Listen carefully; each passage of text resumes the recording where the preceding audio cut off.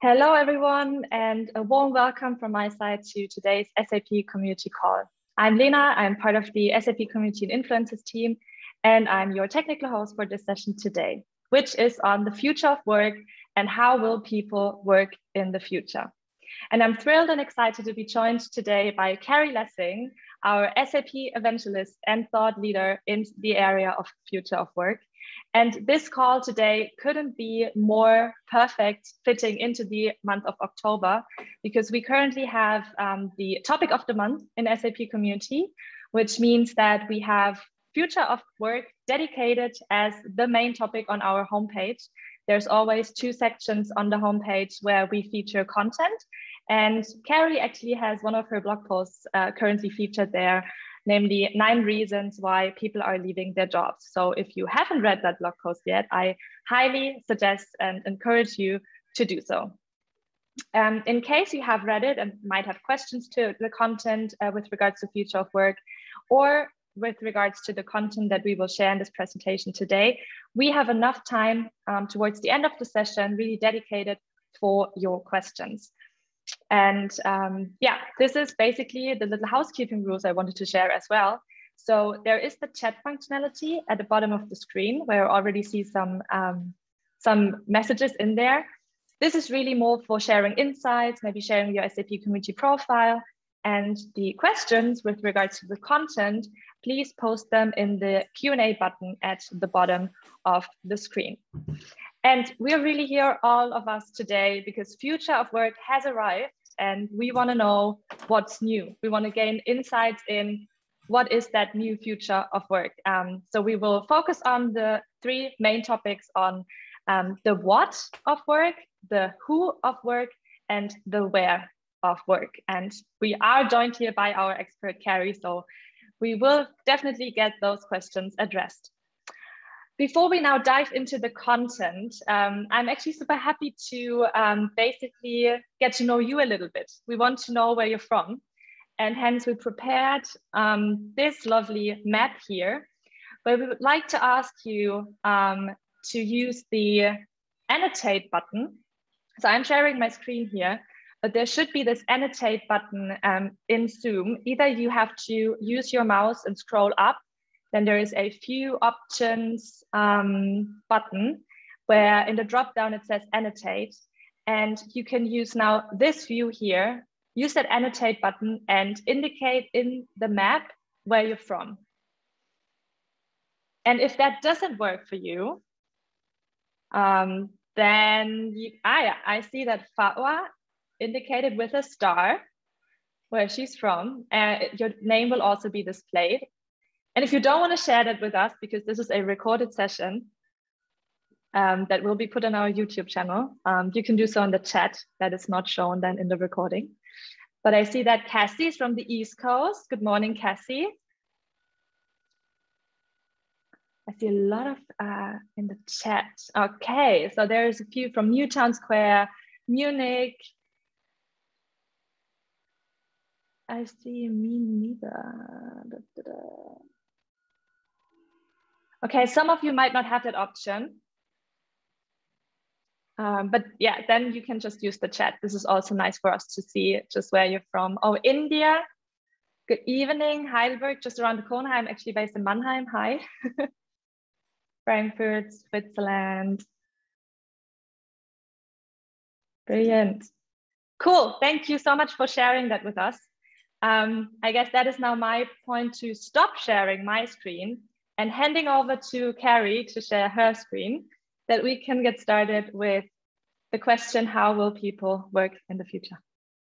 Awesome. Thanks, Lena. I'm going to go ahead and share my screen.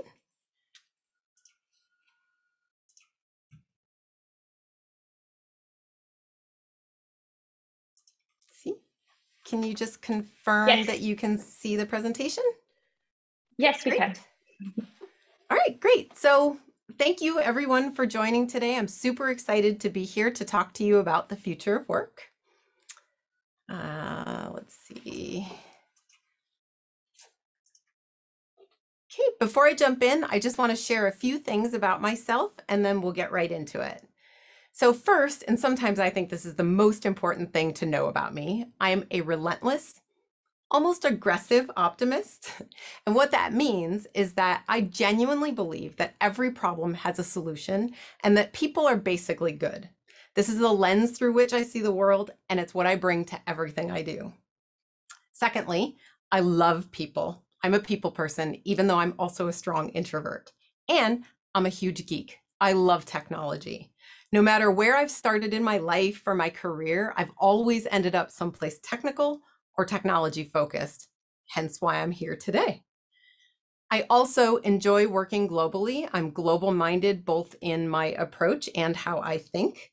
I have, over the years, worked with hundreds of customers of every scope and size in many, many countries across nearly every industry to talk about and solve their workforce challenges.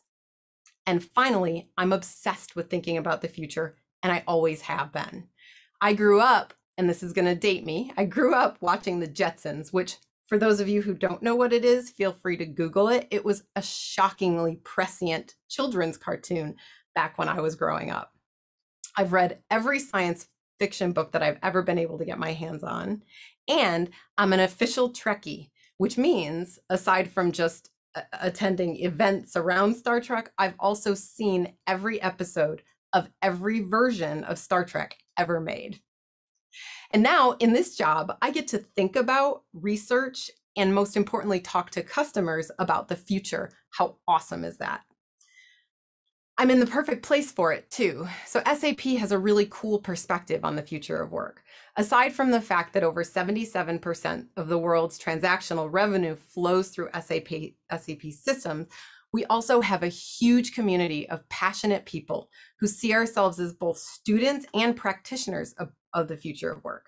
We have dedicated research teams, university partners, third-party analysts that we partner with, and most importantly, as I said, we have daily customer conversations to really see what's going on out there in the world of work and what customers are doing about it. So let's look at what we're learning.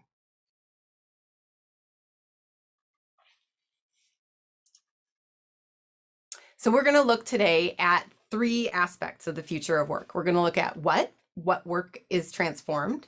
We're going to look at who, given that transformation, who can do the work, what are our workforce options, and finally, where, workplace readiness, where is the work getting done? And throughout that, we're going to talk about what organizations are doing to adapt to this new world of work and how they need to prepare for the future. Okay, so first we're going to talk about what work is transformed. What work is changing? Essentially all of it. Every job, in every company, in every industry, in every geography. Every job in every sector is changing. And to illustrate this, let me ask you to think to yourself. Can you think of any job that is not transformed? To illustrate this further, let's look at 3 jobs that I've had in the past. So to start with, one of my first jobs was in the food service industry. I worked for a burger chain here in the US. It's a local sort of Midwest, East Coast burger chain called White Castle. While I was in the job, I served customers, I prepped food, I ran a cash register. Now, since COVID, that job has changed tremendously. They've installed kiosks, mobile ordering, touchless pay, delivery, and in some very lucky locations, they're piloting the use of a robot called Flippy. Per the name, you may be able to tell, the robot is intended to help flip burgers, but also to cook fries and chicken nuggets and all the delicious fast food that you would get at a fast food chain. Next would be a job that I had in data analytics. Back when I had the job, we had to use SQL queries to pull data out of multiple systems, dump it into these enormous spreadsheets, and then manually manipulate the data to arrive at some sort of analysis about what was going on with the workforce. Today, there are softwares that can do in moments what used to take me hours to do. And so the skill set that's required is much higher level and more analytical than it was when I was in that role. And finally, future of work. So that role didn't even really exist in America in corporate America about 10 years ago. Today, even in just the last few years, when I first started, I would have been able to fly to where you are right now. We would have talked together. We would have collaborated and had dialogue around the future of work and your challenges and how you are preparing.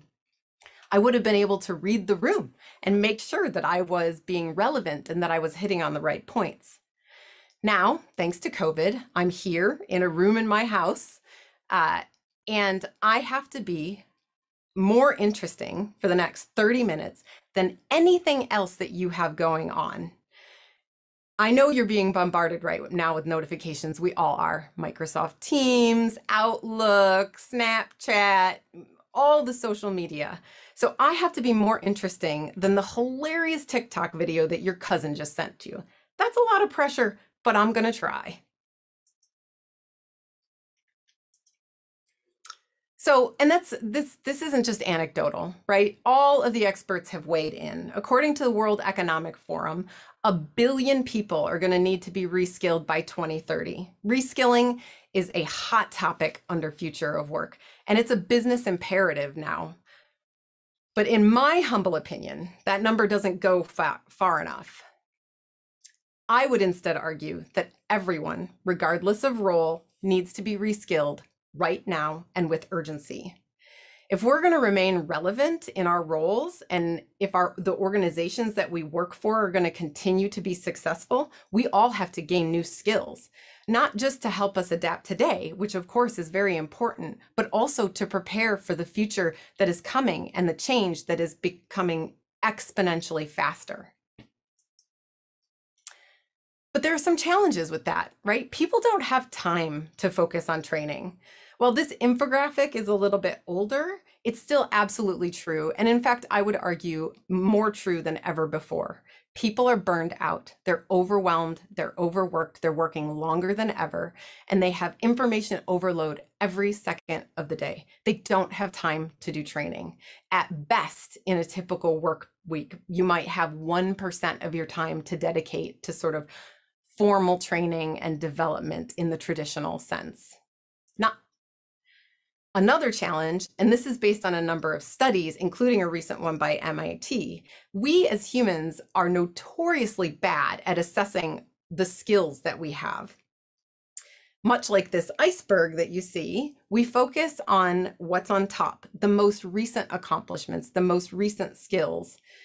However, for most of us, beneath the surface, we have a whole body of skills and experiences and qualifications that we bring to bear, but we're not always fully conscious of them, and it's not always easy for us to articulate them. And this makes it really hard for big companies to do any sort of broad-based skills assessment, because most skills assessment tools rely on self-reporting. And as I said, we're not that great at self-reporting our skills.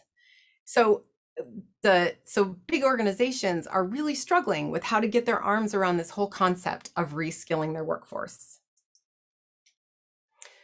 So what are we hearing out in the marketplace? What are organizations doing about this? Not just to address the skills gap, but also because the research has shown that companies who invest in their workforce's learning and development have higher retention and higher engagement. They're also finding that if they reprioritize skilling, reskilling, and upskilling, that people will engage and stay and grow a career rather than leave. You could see it in the private sector, where some companies are deliberately creating a learning culture, which doesn't just mean implementing tools and technologies and rules around training. It means valuing it from the top down and making sure that everyone has the time to allocate to training and learning and developing themselves. They're also installing solutions or technologies that allow for learning that is the right balance of social and formal and experiential learning. They're reframing learning to center around skills rather than formal credentials. One company I worked with recently has instituted something they call their sacred learning hour, where everybody's required to block 1 hour a week, just 1 hour. And that hour is absolutely sacred. It's protected. No one is allowed to take that hour for meetings, not even customers. And so, as you can imagine, that really transmits a message from leadership that learning is important to us. They also have established forums so that people can share with others on their teams the learnings that they've done to help amplify that experience. Another customer I spoke with has implemented a reciprocal mentorship program that has been enormously successful. It's a two-way mentorship, because it's totally folly to assume that just because you're a more experienced person in an organization, you're the only one who brings something to the table. This way, people at both ends of their career, more experienced and maybe just entering their career, can exchange information and knowledge and learn from one another. And companies that can't close those skill gaps within their own organization will be looking for more flexible workforce strategies that will allow them to bring in and rent on an as-needed basis the skills that they need to execute against their projects. Now, I will admit, some of these learning and skills assessment tools can be expensive and they can be resource intensive to implement.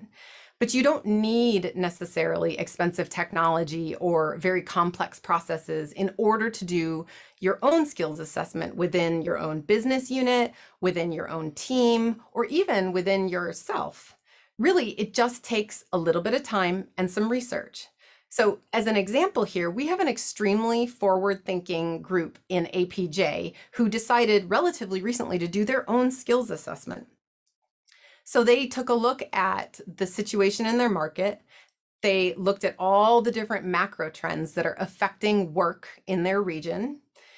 And then they examined those mega trends and what skills would be needed to adapt within each individual role to adapt given each trend.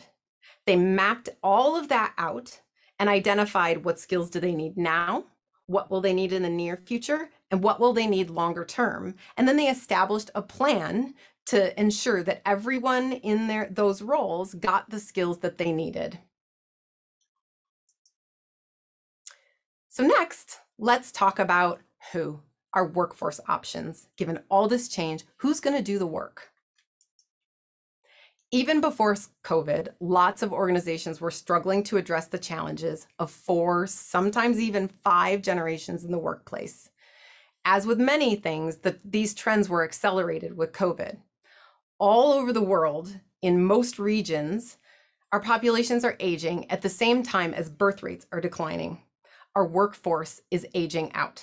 Baby boomers are departing the workforce, and they're taking with them all that institutional knowledge and a lifetime of wisdom and expertise.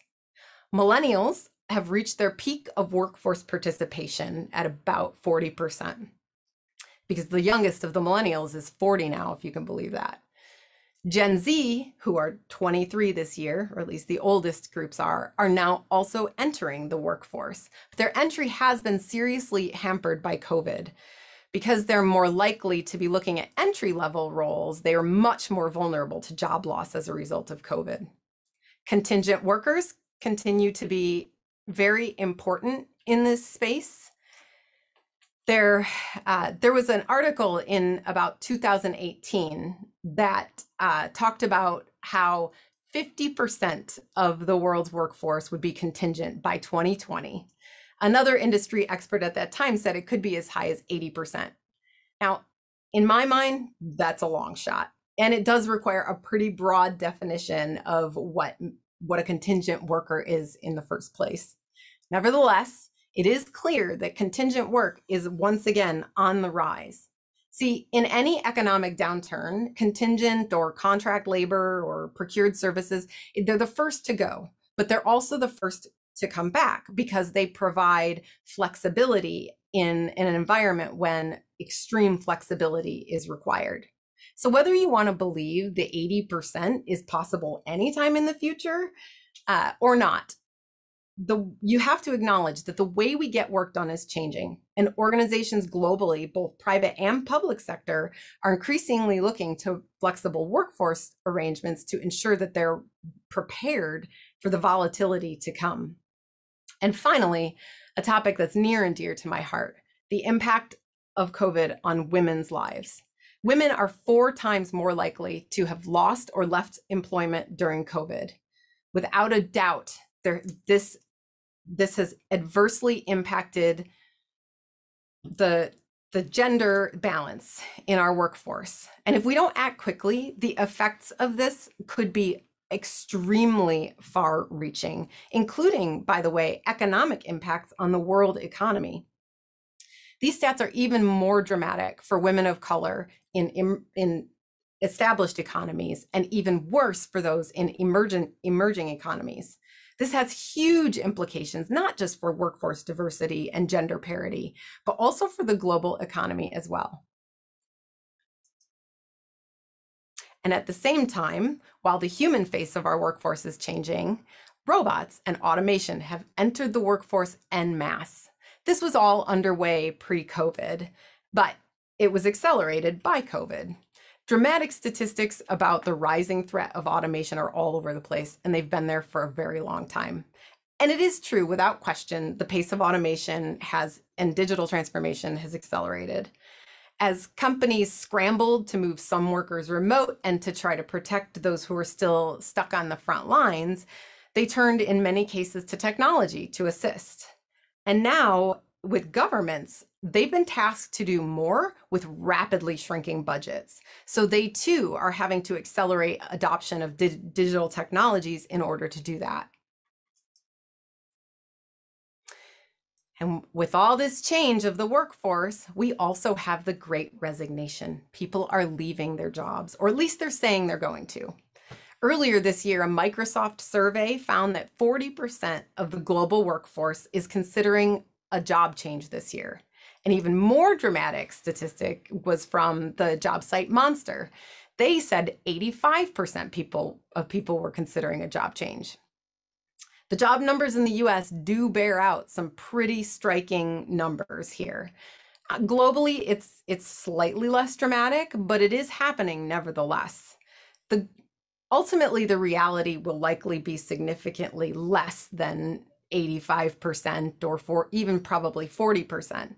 Nevertheless, in a climate where so many people are at least thinking about leaving their jobs, it is more critical than ever that organizations carefully consider how they treat their people if they want to retain and engage their existing talent. And let's be honest, everybody is going through something right now. I don't need to quote a bunch of statistics to you about that. Just think about your own life, your own community, your own team. People are burned out, they're stressed, they're overwhelmed, they're juggling lots of things. And so now more than ever, it is critical that we be compassionate as individuals and as organizations. Organizations ultimately have to become more human. And fortunately, in a lot of cases, we see them doing so. The right answer, the only answer, is to recognize that your people are the key to your success. This quote is from a recent customer conversation, and I think it perfectly encapsulates what we're hearing repeated in many of our interactions. Organizations need to see their workforce as a collection of unique individuals, rounded, complicated people who each have their own ways of learning and working and dealing with stress. The companies who are thriving and who will continue to thrive and who will continue to attract and retain the best talent are the ones who treat their workforces as whole people. See, organizations are quickly finding that supporting employees in their personal lives, it makes them happier personally, but it also makes them more effective in the workplace. And so companies need tools and techniques to do this in entirely new ways. So 2021 has to be the year where employer support for things like mental health, financial health, And things that previously would never have been considered by your employer, like sleep or exercise, those are becoming table stakes benefits to be offered to employees. We also need to think differently about technology. Admittedly, in some cases, although they are relatively few in the grand scheme of things, the fear that robots will take our jobs is real. Consider the toll booth workers in the US who were almost entirely displaced by automation during COVID. That job is gone and it's not coming back. But for the vast majority of roles, technology can be used to augment our workforce, to make us better, stronger, faster, superhumans even, to allow us to focus on higher value tasks rather than spending days of tedious, repetitive manual work. And at the end of it, we have to recognize that every transformation is a human transformation. I don't care whether you're adopting robots or putting in a new ERP or even just adjusting your business process. If we aren't attending to change management in a very conscious and deliberate manner every time we introduce a technology or a new process, we will not be successful. That doesn't mean that you need a huge laborious change management process, but it does mean that it needs to be top of mind when making decisions about these things. And really quickly, because I can't resist, I run across new technologies constantly in the course of this work, and sometimes I can't help but share. Not all of these are going to be SAP products. They're just cool technologies that I personally think are really cool. So one of them is Mequilibrium.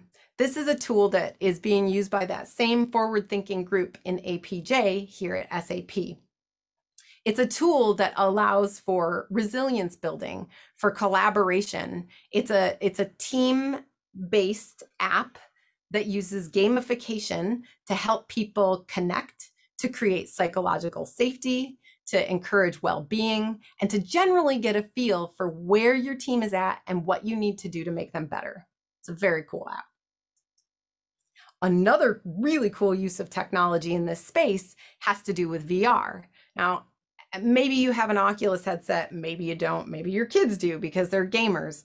They're pretty cool. I suggest you try one if you ever have access to one. But there are a lot of really interesting uses for VR now that are being played with in the market. Most of which are relatively nascent. They're still new, but there are a few different companies, for example, that are using VR for mental health.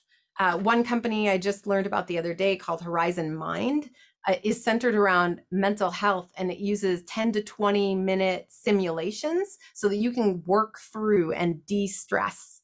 Another company called Behavior has solutions for stress reduction, education and empowerment, and chronic pain. So there's some really cool stuff going on with VR. Keep an eye out for it. And some of it's available for pretty low cost today.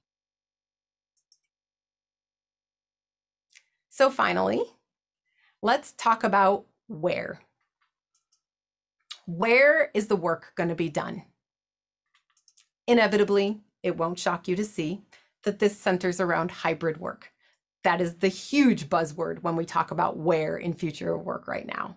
In countries where the vaccines are widely available and the adoption has been really good, some are fortunate enough now to be looking at what a post-COVID workplace might look like. And as a result, lots of companies are trying to institute policies to address this. These policies, as you can see based on the types of companies that are illustrated here, these policies are largely informed by the tech job market right now, and they're changing daily. This slide was valid 2 days ago, but it might not be today because things are very dynamic and very volatile right now.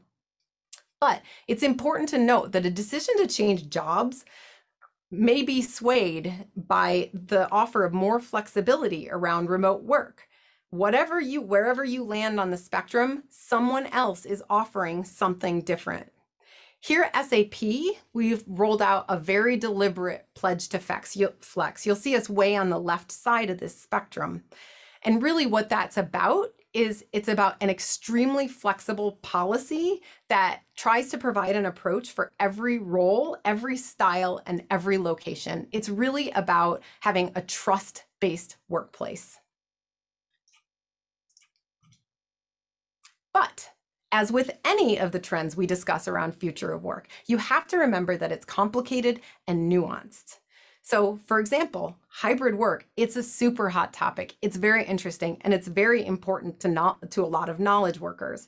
But let's not forget that 80% of the world's workforce is deskless. That means that they're out in the field or they're patient facing, but they're not tied to a desk or a physical workspace all day. In addition to that, 2 billion people worldwide work in informal work, which is sort of undocumented domestic work, agriculture work, things like that.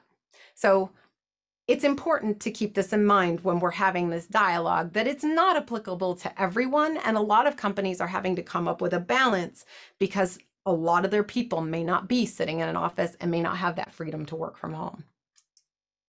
Nevertheless, where it is applicable, it's incredibly important for those organizations who have to consider it. Because let's face it, some people don't want to give up working in their PJs, myself included. So this picture is of my husband and we both work from home, and we happened to be passing one another one day, and we realized that we were both business up top and casual, very casual on the bottom. So we thought it was funny, so we had our kids snap a picture. But before you judge, I would say if we were all on video right now and I asked everybody to stand up and do a full body shot, not everybody's going to be in full business wear. That's just a guess. But more importantly, a lot of people don't want to give up the flexibility that they finally found with this move to remote over the course of COVID. Conversely, I know several people, admittedly mostly extroverts, who are desperate to get back into an office. They don't want to work at home anymore. They feel isolated. So no matter what your preference, our companies, the organizations need to be careful to build in some flexibility, because if they don't, people will leave. And while a lot of the articles that are out there do focus a lot on the technology aspect of moving to remote, more and more you're seeing the focus shift to building culture and creating new leadership paradigms. Companies are trying to find better ways to communicate with their workforce. They're using tools and techniques to really listen and this is really important, to respond, because simply gathering feedback through surveys is not satisfying to people, and it doesn't lead to greater retention or engagement. You have to respond and act on that feedback. They're also learning to lead differently, because the leadership behaviors in a hybrid or remote work environment are dramatically different than those required for in-person management. And finally, they're leaning on purpose. They're helping to redefine or reinvent their purpose so that people can feel more connected to the organization and therefore more engaged at work. And so I can't think of any better way to close out a talk on future of work than this last Geek Out technology that I'm sharing. I'm sure a lot of you have seen it. So there's a concept now of the virtual headquarters. And again, I go back to the Oculus headset and VR. This was just recently released by Facebook. It's Facebook's Horizon Workrooms. It's where you have an avatar and you can use your VR headset and you can log in, and there is an actual meeting space, and your avatar can sit down with the avatars of your colleagues, and you can have a face-to-face engagement. And for people who don't have a headset, they can dial in just as they would in any other meeting. And you can see it represented in this visual here. They'll show on a screen just as they might in an actual conference room if people were all together. So far, the studies show that this kind of virtual interaction, while it doesn't always entirely replace person to person, it does go a very long way in helping people make those connections and feel as though they're getting those human interactions. So the technology is still pretty nascent. And for anybody that's worn one of those headsets, you know, you can't wear them for too long. They get kind of uncomfortable typically. And some people get really dizzy when they use them for any length of time, but they're working on that. And I predict that we're going to see more and more of this even in just the next couple of years. So you're here, so I presume you know about our Future of Work community, but just in case, here at SAP, we have a huge community of super passionate people who are very interested in this topic. And so my call to action for you today is to ask you to engage with us, talk to us, blog with us, interact with us. You want to geek out and talk about technology? You want to just blather on about Future of Work? Give me a call. Give Fadwa a call. We love this topic. We want to engage. We want to work together because it is only together that we can build the future of work that will work for everyone. Because the future isn't coming, it's already here. All right. Thank you, everyone. I'd like to go ahead and open it up now to questions and pass it back over to Lena. Thank you, Carrie. That was a lovely presentation. I really enjoyed it.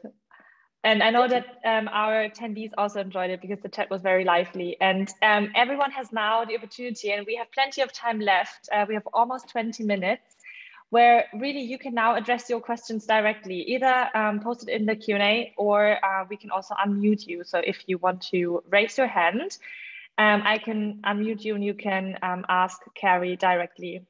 That is your opportunity to ask her directly and get in contact here. But I actually had a question, and I was curious about the impact of COVID and how that changed with Future of Work, because so I started during COVID in my role here as SAP Community Advocate for the topic of Future of Work, working very closely with Fatwa, who's also on this call.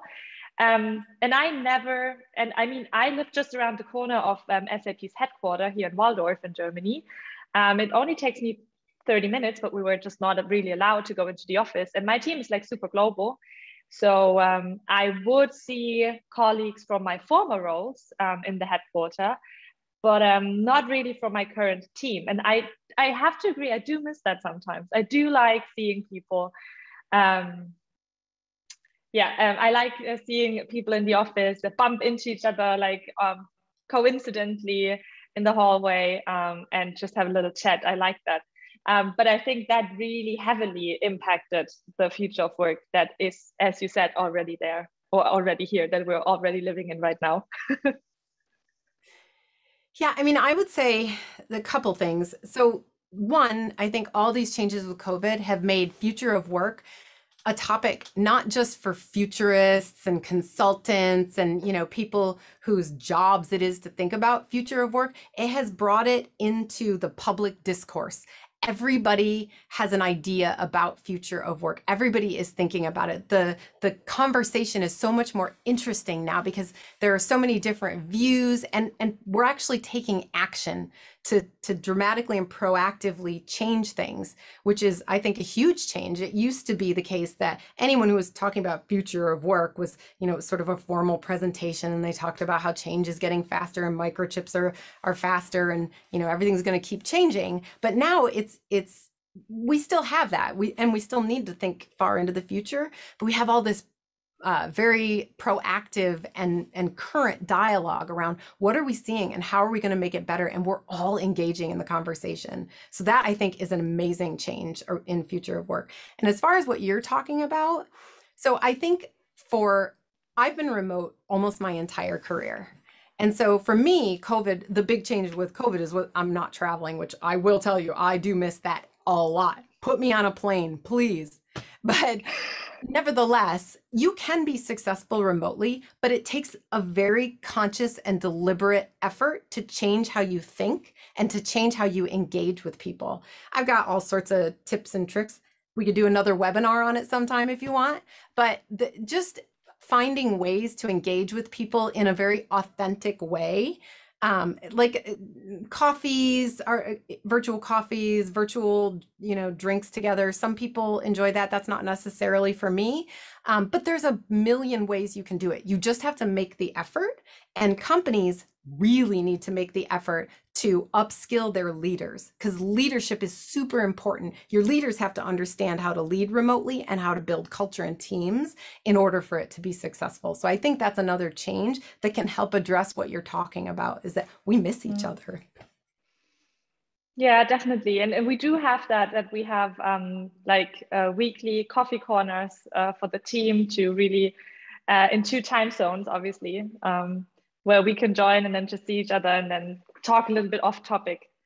But then, as you also said, it's busy. We all have busy schedules, and then you might not always join. There is meanwhile one question, a longer one here in the Q&A. I'll read it out loud for you, Carrie. So with COVID, we had and still have quite a hard time on task management for remote workforce in software development.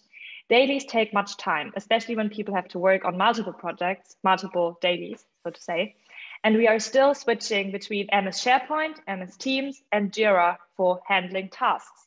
Any recommendations from your side on this?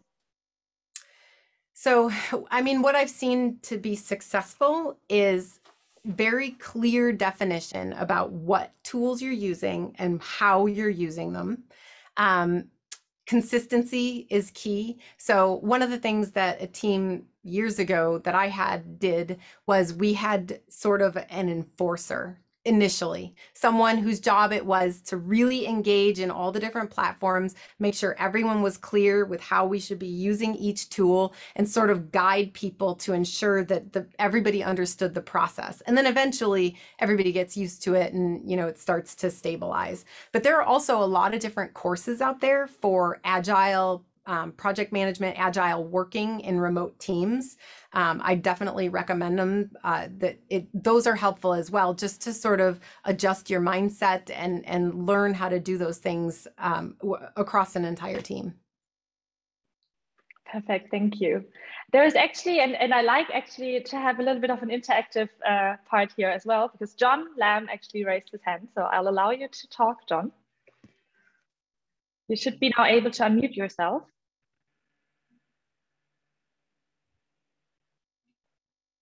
And I ask to unmute you here. If not, does that not work for you to unmute yourself? So,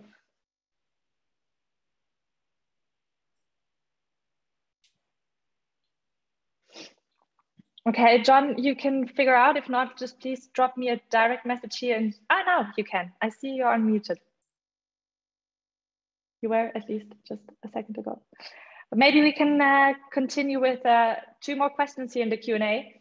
From Anthony, considering hybrid work would be the future, how would you encourage each location to define their remote 1 to 3 days of remote work, for instance, or regulations by work councils, laws? Pledge to Flex gives a mandate to each location to decide on their own. But then do you have tips on how to move forward? So as you say, and I think that's an excellent point, and it's definitely something that I know SAP is considering in their rollout of the Pledge to Flex. You obviously have to consider local rules and regulations and legislation in order to determine what your policy is going to be. I would say that you need to build in some flexibility no matter what your policy is. Those are the most successful organizations right now that are saying these are our guidelines. But let's say you ultimately decide that our people need to be in person 3 days a week, giving them the freedom to choose which days of week. At least that allows some flexibility for people to maintain some of the work-life balance that they've already achieved. So, I mean, I think every situation has to be unique within that framework of the rules that, based on what they're allowed to do. And sometimes it's based on the team. Maybe you have part of the team that would just love to be in the office and part of the team who absolutely can't be in the office. it's not so much important to my mind what the policy is. It's more to make sure it works across the team. And again, that requires a very deliberate and conscious design and management from the leader of the team. I agree, because then you have that flexibility. You can go into the office 3 days a week, but please only on Tuesday, Wednesday, Thursday. And then everybody's going in on Tuesday, Wednesday, Thursday. Right. Yep. Yeah. One comment in the chat by Michelle Grapo. Thanks, Michelle, for that comment, and a good reminder to also use our coffee corner for such a little bit like topics on like the future of work, because this is also a good kind of fitting topic for our coffee corner. And we just recently moved to groups in the SAP community. So there's a new tab at the top when you go to community.sap.com to check out our new coffee corner groups in the SAP community. There's another question, and also a thank you for your lovely presentation, Carrie, first of all. But then, and please excuse me, but Xiao, is that your name? I have there is another question. What are you currently learning in order to dealing with the future working with AI machines? Oh, very interesting. That's a great question. So that's a very hot topic within the future of work, obviously, as is RPA, by the way. AI is, there's a lot of conversation about AI, and we do see some adoption of AI, but a lot of organizations, a lot of customers are finding it challenging to implement it in a scalable way. Nevertheless, it is coming, it is important, and it is being used in various contexts. So what am I personally doing to learn about it? We actually have groups here, and we had a relatively recent community call. It was a few ago, but we have that available in our community where we talked about AI in the future of work. And so, you know, we're just like everyone else. We're trying to understand what are the implications for AI, what can it do, how does it change jobs, which is super important, and what is it going to look like in the future. And I frankly, and this is a Carrie prediction, not an SAP prediction, I think we still have some time before we see AI really being disruptive in the way that, you know, a lot of people are nervous about or afraid of. There are a lot of organizations, both public and private, that are very carefully attending to the ethics in the design of artificial intelligence, and there's still some work to do there. But I think that's an area to really pay attention to, for sure. Thank you. And there's another question, but this is more like a comment. But again, everyone really enjoyed your presentation, Carrie, on this topic. I would like to double check again on John. I'll ask to unmute you again. So maybe you can address your question directly. That would be lovely, because we really want to give everyone the chance to also speak up. And I saw one more hand that got raised in the chat, but then I guess I was a little late, so I couldn't see who that was. So if that person wants to speak up again, please raise your hand again. For me to... Yeah, hello. hi. Hello. Hi. I'm sorry, I had some technical issues here, but thanks so much for your presentation. I really enjoyed it, and I mean, I'm also kind of dealing with the notion of change every day in my organization here, and I think you guys do a tremendous job with advocating users and how. But I'm wondering actually, how do you think is let's say the connection between advocating new ways of working versus, let's say, also internal processes? Let's say maybe as an example within SAP. I'm sorry, can you give me just a little more context there? Yeah. I'm just curious to see, because we all are looking for change, right? And change management is certainly something that we are all driving. And sometimes we have, let's say, big organizations, right? With a lot of processes, with a lot of, let's say, I would say stakeholders, decision makers.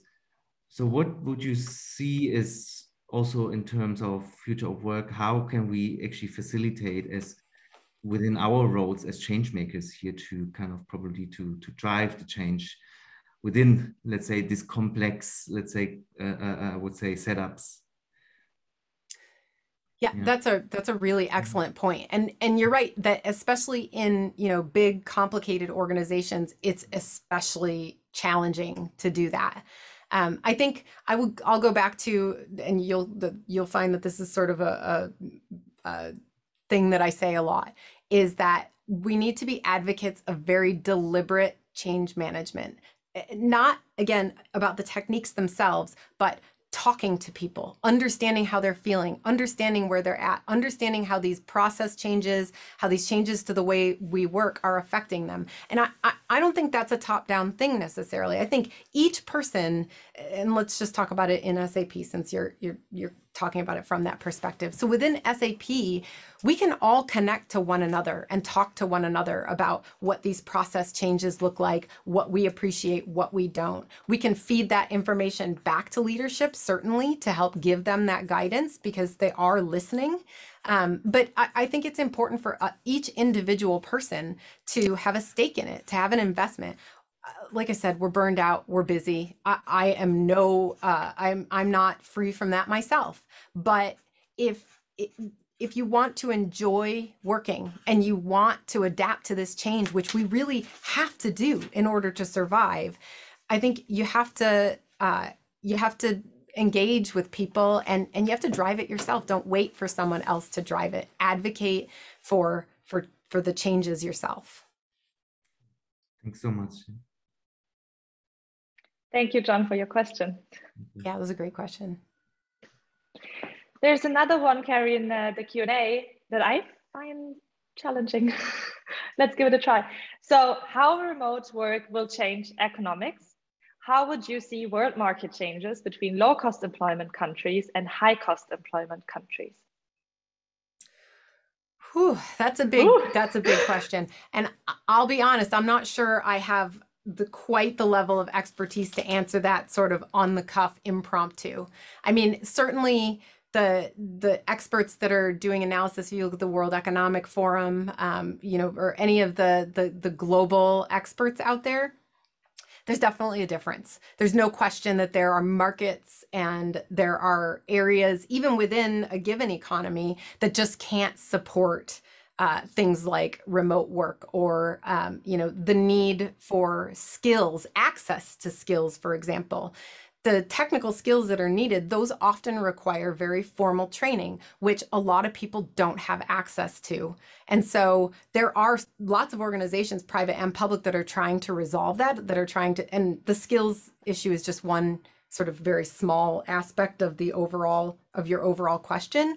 But I think it's still in process, but fortunately, they are working to try to figure out ways to give people more access to skills and training, and then access to jobs and opportunities that they can then apply those skills and help lift themselves up and lift their economies up correspondingly. But that's still, I would say, something that is in process. But we are seeing, private companies. I know Walmart just dedicated a whole bunch of money to one of the, in the US anyway, one of the skills initiatives that are looking to have a global skills based platform. So it's out there and it's being worked on, but it's going to take time. And just like sustainability in the environment, we have to just keep it at the top of our mind and at the top of the conversation, and because it's easy in tech especially to forget that we're in this sort of little bubble and that there's a larger world of people that are affected by this, and we have to be thinking about all of them. Thank you. I hope that answered the question that was actually asked anonymously, but I guess it was a brilliant answer, Carrie. And for now, that was all the questions that got raised at the very moment during our call.